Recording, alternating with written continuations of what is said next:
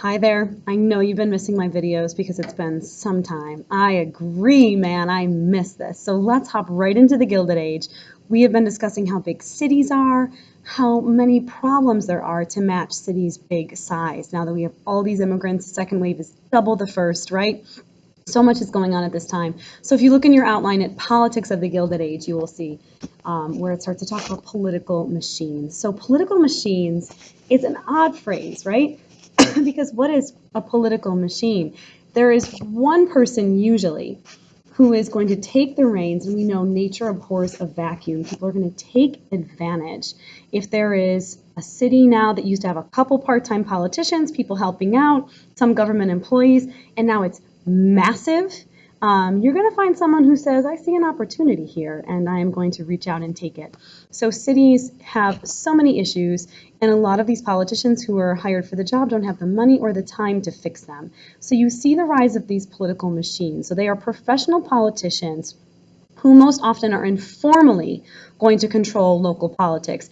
Very rarely are they the ones getting elected themselves. Usually what they are doing is cherry picking these certain people that they want to see in office so they can control them like a puppeteer, right? That's what's going on. So they will control who is the governor, they will control who is the fire commissioner, the police, all of this, so that they have complete control. And the idea is, too, you don't need to get elected, so you're always in power.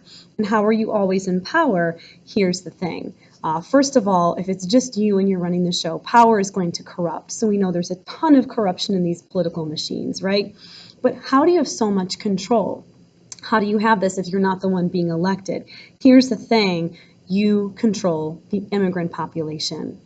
You control the immigrant population because let's stop and think about it. Who is being friendly and kind to immigrants in the Gilded Age? Nobody, exactly. Zero people, none, hardly, right? There's a few, maybe, not really. Jane Addams, thumbs up. Other than that, oh my goodness, no, people are being treated terribly. So who is kind to immigrants? Who's giving them job connections? Nobody. Who's giving them money? While there might be wealthy and powerful people in these cities, we have to remember they are just the 1%. And yes, they might be the ones that are building houses on Fifth Avenue, but they are not the majority of your voting population. So how do you control who gets elected? You control the immigrants because they are huge in numbers. And here's the thing, if you're the slightest bit kind to them in a town where nobody is, they're probably going to do what you want them to. People are unkind to them. We watch those videos of people throwing rocks at the Irish getting off on the docks in New York City. It's out of control how hateful people are to these immigrant groups. So if you offer somebody a turkey dinner at Christmas, or you give their son a job, or you say, hey, I feel like you need some protection, and I'll make sure that it's safer when you walk home at night. That person probably doesn't speak the English language, really doesn't care or really understand too much of what's going on in politics because not a lot is going to affect their daily grind of working in a factory and trying to make ends meet. So when you ask them, hey, I brought you this turkey dinner, I got your son a job, do you mind voting for Joe Schmo? They'll say, sure, they don't care. It's no skin off their back. And again, is their life radically changing because of who's in politics? Down the road, yes. Right now, not really. They're being treated mostly the same. So you're going to see immigrants decide, hey, this guy gave me soup at the dock when I landed, and now he's asking me to vote for this person, this political party. Okay, that's fine. So you're going to see immigrants do this, and we know that this voting is extremely, extremely corrupt at this time. People are going to vote multiple times, just like a few times. Men are going to, and this is shown and not all that exaggerated in the movie Gangs of New York. Men would walk in with a beard, vote a couple times, shave so they wouldn't be recognized, and then walk in to vote again. So this is out of control. And the story goes that John F. Kennedy's grandfather, when he ran for political office, a group of people came out to vote for him that had never voted before. He was such an inspiring politician. They still don't know how he did it. That's right, dead people voted for him. They looked up who had recently passed away. Cities are so, overwhelmed. Lots of the records are not updated, and someone would just pass away, and then you would go and vote as that person. So, like, I'm Whitney Houston, I'm here to vote. Too soon, sorry. And they would say, sure, yeah, Whitney Houston lived here. Okay, great. Thank you for voting, Whitney. And no one would know that Whitney Houston had actually been dead for years because they didn't care, because they weren't checking it, because it's such a corrupt, wild time in politics. So this is what's going on at this time. The most notorious of political machines The most notorious of political machines at this time was a political machine in New York City called Tammany Hall. Now, Tammany Hall was run by the one and only William Tweed, but most of his friends called him Boss Tweed because he was the boss. El jefe. He ran the fire department, the police department, he chose the mayor, and again, he had the immigrant population where he wanted them. So he would ask them, hey, I want you to vote for so-and-so, and they would, because he would go on the dock with soup, and he would campaign, and he would get their support, he would give them favors, and he would make sure then that they gave him a favor back. And again, it was a small thing. This person might be helping you with employment or housing or something like that, and you just have to check a box on a sheet of paper that you probably can't read. Why not? So he is going to run New York City from 1863 to 1873. The guy is going to have so much power. Finally, he gets brought down by the one and only Thomas Nast. Now, Thomas Nast did something no one else had done. If you wrote an article about Boss Tweed, the people who needed to know about his corruption probably weren't going to read it because at the end of the day, whether they knew English or not, most people are going to be illiterate. And especially immigrants coming in are not going to speak English, so they didn't know. And what Thomas Nast did was start to draw these political cartoons. And when he did with the unmistakable mammoth figure of Boss Tweed, caught in some very bad shenanigans, people caught on.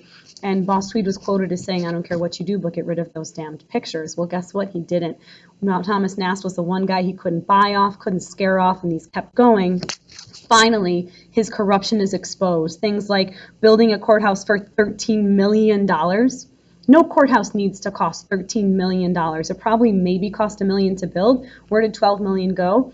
His pocket, the pockets of all the people who he wanted to keep quiet, continue to have favors for, etc. He was arrested for extortion and fraud, and he is going to die in prison in 1878. You gotta hand it to him, though. The guy escapes from prison.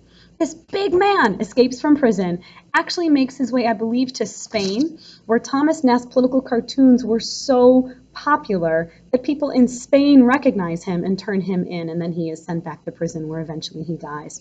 So you can't make up these stories. These guys were extortionists. They were extremely corrupt. When they busted him, they busted what they called the Tweed Ring because there were so many people, again, he had in his pocket who worked with him.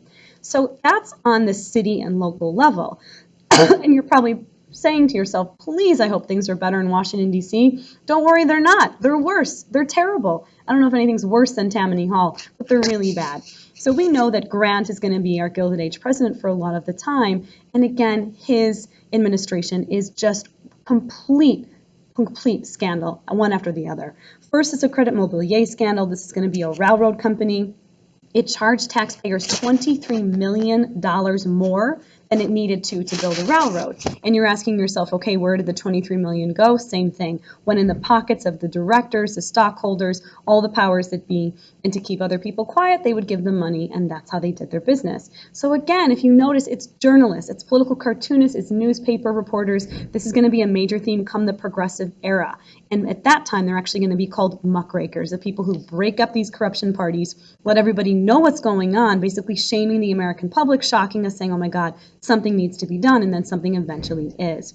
So the New York Sun in 1872 reports on not only has the money been pocketed, but at the same time, it goes all the way up, thank you, to the vice president, to Grant's vice president. This guy's name was Colfax.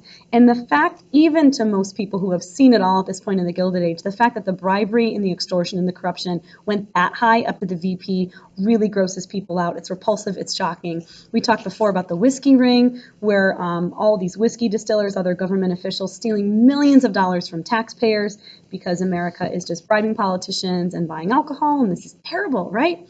Oh my goodness. So after we see Grant, we know that thanks to the Compromise of 1877, who comes in but Rutherford B. Hayes. Exactly. I can hear you. And Hayes comes in and he's like, that's it. I'm reforming this. I am prohibiting government employees from running campaigns, from getting spoil system jobs. It's not happening. No more political machines, none of that. So as you can imagine, this wasn't really popular. And there was a group called the Stalwarts. If you're a stalwart supporter of something, that means you're like through and through. So the Stalwarts were of the old guard, capital S, led by a guy whose name was Roscoe Conkling. And they said, no, we are keeping things the way they were. We like them. Now, Hayes kind of has his fights while he's in office, but his replacement is James Garfield. And when James Garfield comes in, the Republicans nominate him for the next election. He refuses to give a stalwart a job. I am telling you, he is up and killed. He is shot.